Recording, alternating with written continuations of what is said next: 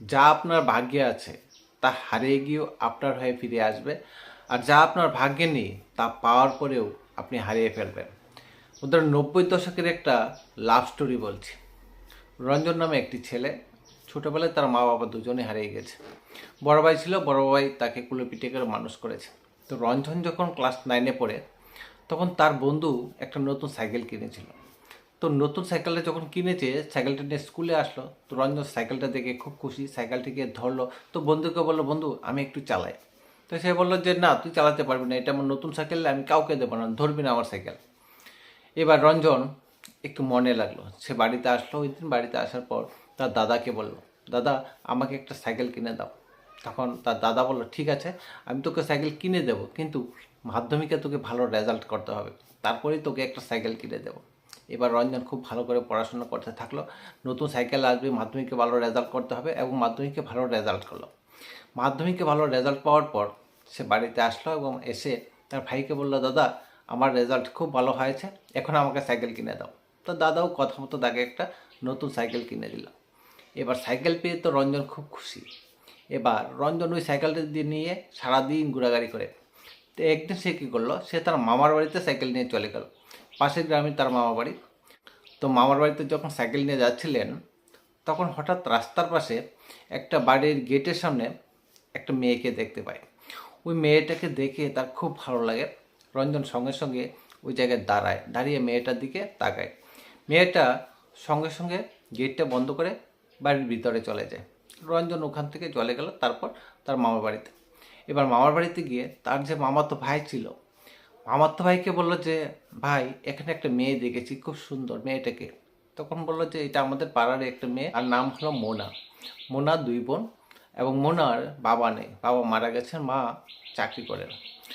এবার রঞ্জন ওখানে কথাবার্তা বলে বাড়িতে চলে আসলেন। এবার বাড়িতে আসার পর তার দাদা বললো যে, দাদা আমি এই স্কুলে আর পড়বো না, আমি মামার বাড়ির এখানে যে স্কুলটা আছে ওই স্কুলে ভর্তি হব, ক্লাস 11 আমি ওইখানে ভর্তি হব।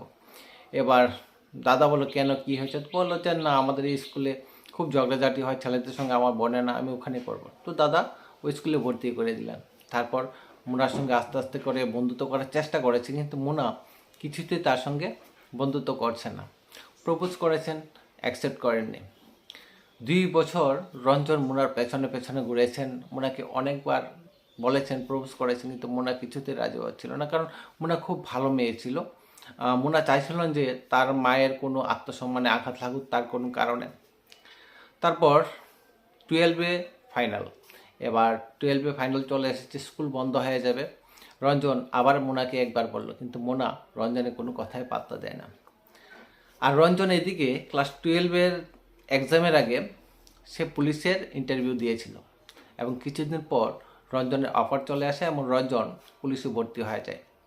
1.5 বছর ট্রেনিং শেষ করার পর রঞ্জন বাড়িতে আসে। এবার বাড়িতে আসার পর মামার বাড়িতে যায়। মামার বাড়িতে যাওয়ার পর ওই মামাতো ভাইকে জিজ্ঞেস করে মোনার কথা। মোনার তো বিয়ে হয়ে গেছে মনে হয়, কেমন আছে মোনা? তখন তার ভাই বলল যে না, মোনার এখনও বিয়ে হয়নি, মোনা এখন কলেজে পড়ছে। রঞ্জন মুনার বাড়ির ফোন নাম্বারটা নেই, সে আবার ডিউটিতে চলে যায়। এবার ডিউটিতে যাওয়ার পর ওখানে তখন মোবাইল ফোন ছিল না, ল্যান্ড ফোন ছিল। তো সে ল্যান্ড ফোনে, মুনার বাড়ির ল্যান্ড ফোনে অনেক সময় কল করতো, মুনা মাঝে মধ্যে রিসিভ করতো, সামনে একটু কথা বলে রেখে দিত। তো এই ঘটনাটা রঞ্জনে একজন স্টাফ দেখতে পায়। দেখতে পেয়ে ওই ছেলেটা কী করে, মুনার সঙ্গে কথা বলে, এবং মুনার সঙ্গে কথা বলার পর মুনাকে বোন ডাকে, এবং ভাই বোনের সম্পর্ক তারা কথা বলে মাঝে মধ্যে।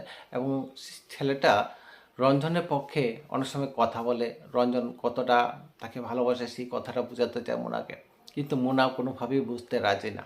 মুনা কোনো ধরনের প্রেম ভালোবাসায় যুক্ত হবেন না। এবার একদিন কী করলো, রঞ্জন যখন ডিউটি চলে গেছে, তখন রঞ্জনের ওই বন্ধুটা মুনার কাছে ফোন করে একটা মিথ্যা কথা বলে যে রঞ্জন তার নিজের হাত কেটে নিয়েছে, সে খুব গুরুতরভাবে আহত হয়েছেন, সে বর্তমানে হসপিটালে আছেন, রঞ্জন যদি কোনো কিছু হয় তাহলে তার দায়ী শুধুমাত্র তুমি। এবার মুনা এই কথা শোনার পর কান্না করতে থাকলো।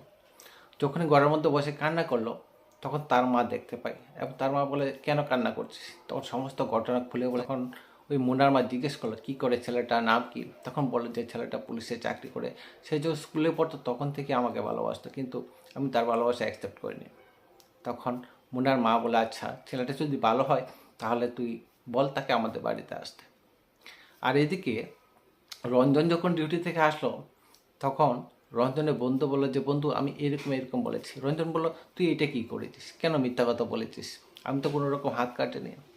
তারপর রঞ্জন কী করলো, পরের দিন যখন তার মা ডাকলো যেতে হবে, তখন রঞ্জন একটা কাচের বোতল দিয়ে তার নিজের হাতটা কেটে দেয়, কেটে ব্যান্ডেজ করে তারপর যায়। সে ওই মিথ্যা বলতে পারবে না তার জন্য হাতটা কেটে দিয়েছে। তারপর তাদের বাড়িতে যায়, যাওয়ার পর মুনার মার সঙ্গে কথা বলে এবং মুনার মা তখন রঞ্জনকে বলে যে, তোমার পরিবার নিয়ে আসো, তোমার পরিবারকে বলো। তারপর রঞ্জন তার দাদা এবং বৌদিকে বলল, দাদা এবং বৌদি গিয়ে তাদের বিয়ে ঠিক করলো এবং পরবর্তী সময় তাদের বিয়ে হয় এবং বর্তমানে রঞ্জন এবং মুনা দুজনই ভালো আছেন এবং তাদের একটা পুত্র সন্তানও আছেন।